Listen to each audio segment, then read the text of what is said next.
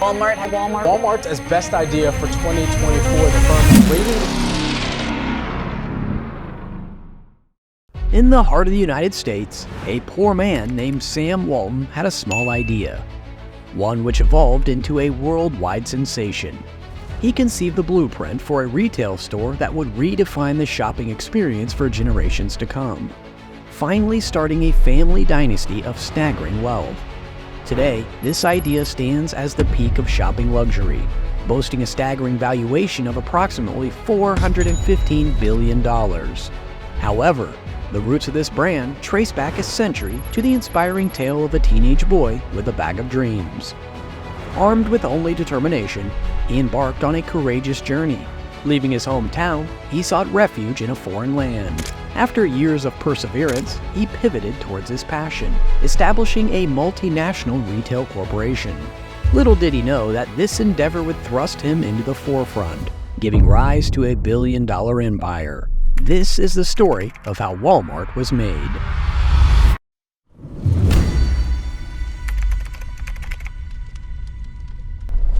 Born on the 28th of March, 1918 in Kingfisher, Oklahoma, to a very poor family. His father, Thomas Walton, toiled as a farmer. Yet the farm's modest earnings strained the family's financial well-being, while his mother successfully ventured into a milk business, with Sam actively participating in milking cows and delivering the produce. Seeking better prospects, the family embarked on a journey across the country, traversing states until they found solace in Columbia, Missouri. While witnessing the struggles of his family, contributing through various odd jobs, his robust work ethic was ingrained from a young age, with parents who set him to the task of milking cows, delivering bottles to the neighbors, and distributing newspapers to keep the family afloat during the trying times of the Great Depression. In an era when economic upheaval left 12 million jobless, Walton's parents instilled in him the resilience to navigate life independently. This work ethic extended beyond chores and education, as Walton entered the University of Missouri as an Army Reserve officer during the Great Depression. Excelling in economics, he not only mastered the intricacies of his studies, but also earned the lasting distinction of being elected the permanent president of his class. The year 1940 marked his graduation, and after a brief stint at JCPenney, a store that would later become a significant rival, starting with a weekly wage of $75, Sam Walton's early stint at JCPenney was far from smooth sailing. Branded as one of the company's least efficient employees, he faced challenges due to his lackluster bookkeeping skills. His aversion to paperwork often tested the patience of waiting customers. His boss even went as far as threatening to terminate him and declared that a retail career was never an option for Walton. However, salvation came in an unexpected form: Sam's natural gift for salesmanship. His ability to connect with customers not only spared him from unemployment, but also earned him additional $25 per month in sales commissions. As the specter of World War II loomed over America in 1941, Walton felt a calling to contribute. In 1942, he bid farewell to his job and enlisted in the U.S. Army. The military swiftly recognized Sam's natural leading ability, appointing him to the prestigious role of captain within the intelligence corps. It was in this setting that the seeds of his grand plan began to show up. Reflecting on his retail roots at JCPenney, Sam leveraged his management prowess to transform a modest storefront into a thriving enterprise. To embark on this journey, he needed capital. So, while stationed in Oklahoma in April 1942, fate intervened as he crossed paths with his future wife, Helen. After a brief courtship, they sealed their love on Valentine's Day in 1943. Having already relocated 16 times in just a few years, Helen insisted on avoiding city life and limiting their residences to places with fewer than 10,000 people. However, the truth is that this idea would later become one of the best things since sliced bread, finally molding the cornerstone of Wal-Mart's victory.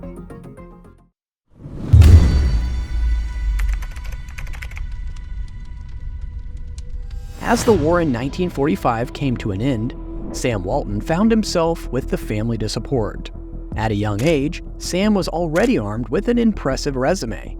Now he decided to present his business idea to his father-in-law, Stanford Robeson, a prosperous banker and ranch owner with a significant influence in the business world. So, he embarked on a journey to establish his own retail venture. Fueled by a $20,000 loan from his father-in-law and an additional $5,000 from his savings, the stage for Walton's entrepreneurial story was set when he acquired a struggling Ben Franklin store in Newport, Arkansas. In a world where countless small stores had met their demise throughout the 20th century, Walton took a daring step.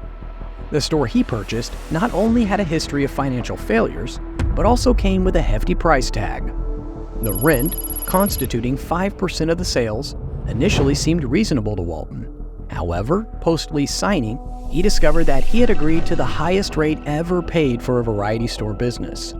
Undaunted by these obstacles, Sam Walton defied expectations and crafted a success story.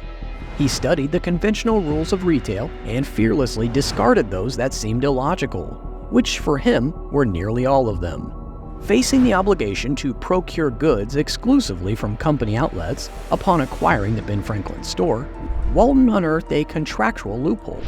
This allowed him to source merchandise elsewhere, significantly reducing costs and enabling him to undercut competitors' prices with ease. He didn't rely on high margins, but rather thrived on volume. Yet it almost took a long time for Sam to fully grasp the potency of this concept. While undeniably business savvy, his true triumph lay in the fundamental principle: making his customers' lives easier. This customer-centric approach fueled an ever-growing clientele. As his business flourished, he enlisted his brother's aid, fostering smoother store operations. The numbers Sam achieved were unmatched.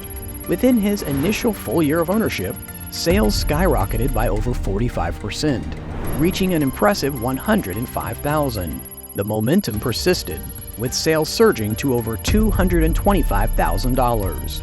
The birth of the Eagle store marked his evolution into the world of a department store, where jackets, pants, dresses, and whatever else found its place on the shelves. Despite yielding modest profits, the Eagle store established a firm grip on the local market. So, in just 3 years, Sam repaid the $20,000 loan from his father-in-law in full.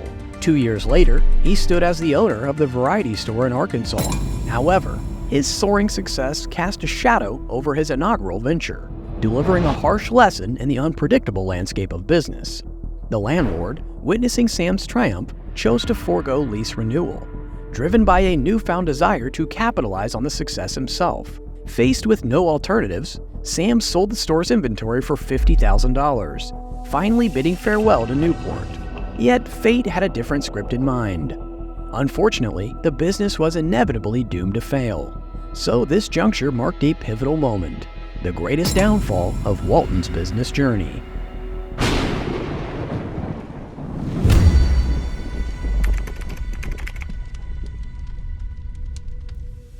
In 1945, when Sam Walton signed the lease for his store, it lacked any renewal options, surprising his father-in-law upon discovery. This time, Walton, ousted from his store, was determined for a fresh start. Despite having established one of Newport's most prosperous businesses and deeply investing in the town. However, Sam Walton, with his foresight, envisioned an even greater opportunity ahead. With $50,000 from inventory and his father-in-law's support, Sam established a new Wal-Mart location in Bentonville, Arkansas, over 200 miles away from his original store in Newport. As the lease on the original store expired, Sam, alongside his brother, used a second-hand airplane to explore potential locations across the states, ultimately finding their next property in 1954. This marked the inception of Wal-Mart's journey, and within a decade, the Walton brothers expanded their chain to 50 locations across Arkansas, Missouri, and Kansas. In 1954, Walton, alongside his brother Bud, unveiled a store in Ruskin Heights, a Kansas City suburb. Bolstered by his brother and father-in-law, Sam embarked on opening numerous variety stores. His unique approach encouraged managers to invest and stake up to $1,000 in their store or the next one, fostering a sense of ownership and sharpening managerial skills. By 1962, Sam and Bud owned a network of 16 stores spanning Arkansas, Missouri, and Kansas. Inspired by Meyer's store chain growth, Walton recognized the innovative concept of one-stop shopping centers. Unlike other discount chains, he strategically placed stores in smaller towns, capitalizing on limited competition and establishing dominance in local markets. This approach discouraged other merchants from entering, solidifying Walmart's unique position. To bring his vision to life, he prioritized logistics, strategically placing stores within a day's drive of Walmart's regional warehouses, and streamlined distribution through an in-house trucking service. By leveraging bulk purchases and efficient delivery, the formula allowed for discounted sales of well-known brands, propelling remarkable growth from 190 stores in 1977 to a staggering 800 by 1985. On Sunday, April 5, 1992, at age 74, Sam Walton succumbed to multiple myeloma, a form of blood cancer. The somber news reverberated through satellite to all 1,960 Walmart stores. At that moment, his company boasted a workforce of 400,000, orchestrating annual sales approaching $50 billion through 1,735 Walmarts and 13 supercenters. Resting in perpetuity in the Bentonville Cemetery, Sam granted his Walmart ownership to his wife and children. Also, Rob Walton assumed the mantle of Walmart's chairman, while John Walton served as director until his tragic death in a 2005 plane crash. Jim Walton, his son, presides as the chairman of Arvest Bank, and the Walton family dominated the top tiers of the wealthiest Americans until 2005, with two daughters of Sam's brother Bud Walton, Ann Kroenke and Nancy Laurie, holding smaller shares in the company. However, the company also had its fair share of controversies. While being crowned as the top contender on the Fortune 500, Walmart embarked on an image makeover journey, pledging allegiance to disaster relief, sustainable agriculture, and renewable energy. The company not only introduced Walmart Pay and free same-day shipping, but also transformed Sam Walton's local discount strategy into a global retail revolution, marked by rapid expansion and occasional internal upheavals. Elevating itself to the summit of the world's corporate hierarchy, Walmart's revenue dominance surpasses the $570 billion mark annually, constituting over 2% of the entire U.S. economy. With a staggering 105,000 stores and employing a colossal 2.3 million individuals, Walmart's influence transcends retail, standing as the largest private employer globally. Fast forward to today, Walmart's colossal presence spans over 105,000 stores, generating a revenue stream that surpasses $500 billion, firmly establishing its unrivaled power in both the retail sector and beyond. That's all for this video.